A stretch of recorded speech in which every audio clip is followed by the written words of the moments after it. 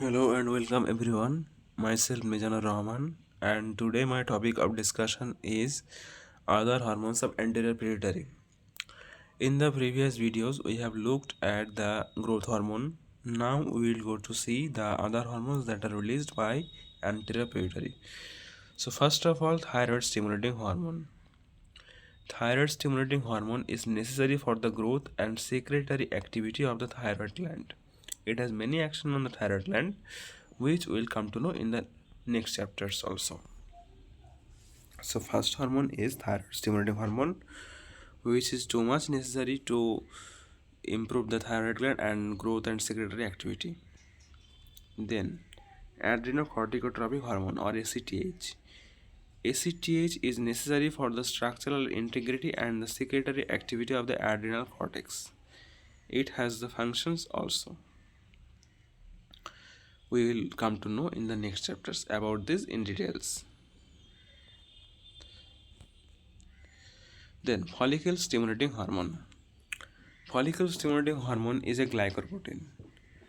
It is made up of one alpha subunit and a beta subunit. The alpha subunit has 92 amino acid and the beta subunit has 118 amino acid. The half-life of the FSH or follicle stimulating hormone is about 3 to 4 hours. Now the actions of FSH. In case of males, follicle stimulating hormones acts along with the testosterone and accelerates the process of spermiogenesis.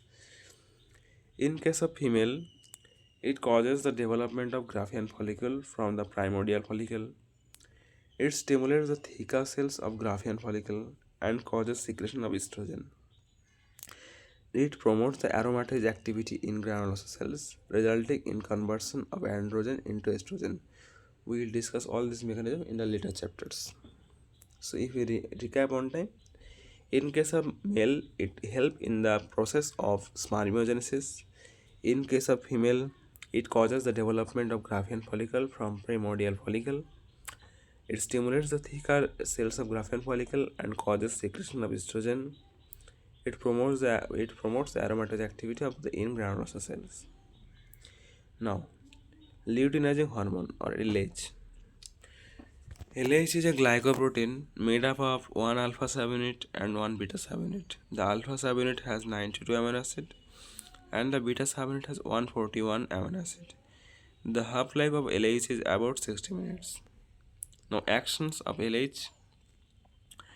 In case of male, LH is known as ICSH or interstitial cell stimulating hormone because it stimulates the interstitial cells of Leydig in testes. This hormone is essential for the secretion of testosterone from Leydig cells.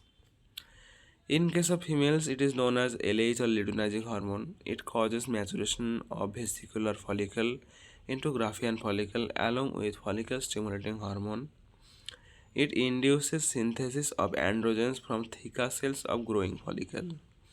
It is responsible for ovulation. It is necessary for the formation of corpus luteum and it activates the secretory function of corpus luteum. If you recap on time, in case of male, it is known as interstitial cell stimulating hormone. This hormone acts upon Leydig cell of testis because it stimulates the interstitial cells of Leydig and also help in the secretion of testosterone from Leydig cell. In case of female, causes maturation of vesicular follicle into Graafian follicle along with follicle stimulating hormone. It induces synthesis of androgens from theca cells of growing follicle. It is responsible for ovulation and it is necessary for the formation of corpus luteum. It activates the secretory function of corpus luteum. Now prolactin. Prolactin is a single chain polypeptide with 199 amino acid. Its half-life is about 20 minutes. And prolactin is necessary for the final preparation of mammary glands for the production and secretion of milk. Prolactin acts directly on the epithelial cells of mammary glands and causes localized alveolar hyperplasia. So what is prolactin? Prolactin is a single chain polypeptide with 199 amino acid. Its half-life is about 20 minutes. Prolactin is necessary for the final preparation of mammary gland for the production and secretion of milk. The prolactin acts directly on the epithelial cells of mammary gland and causes localized alveolar hyperplasia. All these mechanisms will be discussed in the other videos. And one is beta lipoprotein. Beta lipoprotein is a polypeptide hormone with 31 amino acids. It mobilizes fat from adipose tissue and promotes the lipolysis. It also forms the precursor of endorphins. This hormone acts through the adenyl cyclase. So what is beta lipotropin? Beta lipotropin is a polypeptide hormone with 31 amino acids. It mobilizes fat from adipose tissue and promotes lipolysis. It also forms the precursor of endorphins. This hormone acts through the adenyl cyclase. Now, we will see the regulation. First of all,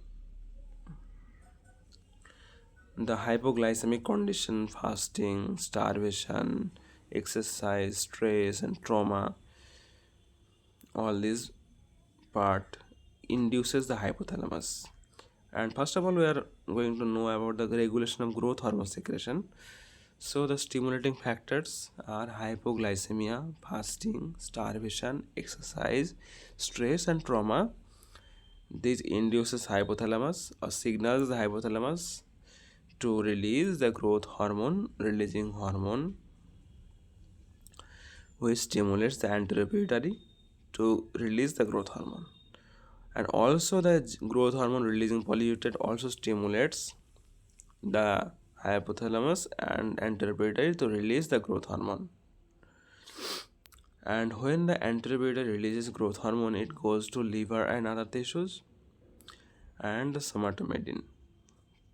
Then what it does is, when the growth hormone is very high condition, it's negatively feedback to anterior pituitary and hypothalamus, and thus the growth hormone inhibitory hormone is secreted and it acts upon hypothalamus, and the growth hormone releasing hormone is stopped. And when the signaling is stopped, anterior pituitary also stops releasing of growth hormone. So this is for now. Today we have completed the anterior pituitary hormones. In the next video we will discuss about the posterior pituitary hormones. So thank you for watching. Do like, share and subscribe, and thank you for watching.